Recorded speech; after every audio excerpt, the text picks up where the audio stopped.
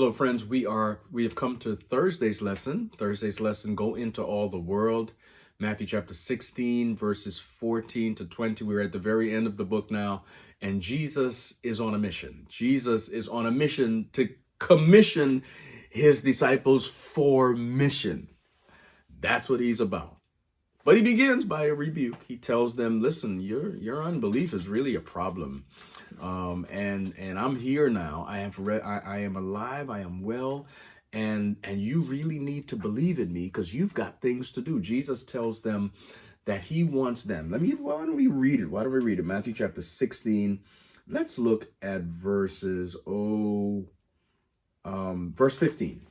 Go into all the world and preach the gospel to every creature.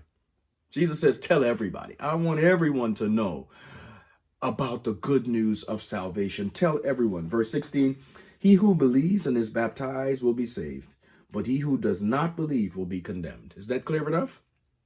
If we don't believe, we're condemned. If we believe, we're saved.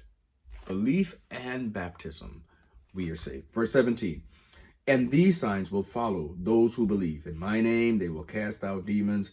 They will speak with new tongues. They will take up serpents, and they will drink anything deadly. If they will by no means hurt them, they will lay hands on the sick, and they will recover. Now, that verse, some people use to pick up deadly snakes who are Christians and be presumptuous of putting themselves in dangerous situations because, quote unquote, Jesus said, you could do all of this and nothing will happen to you. That's not what Jesus said.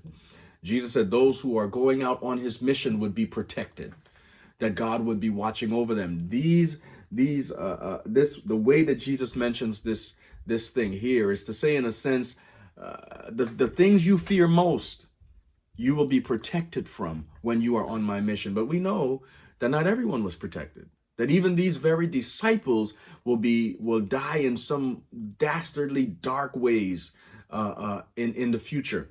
Jesus allowed some people to suffer for the cause of Christ. That's just a fact.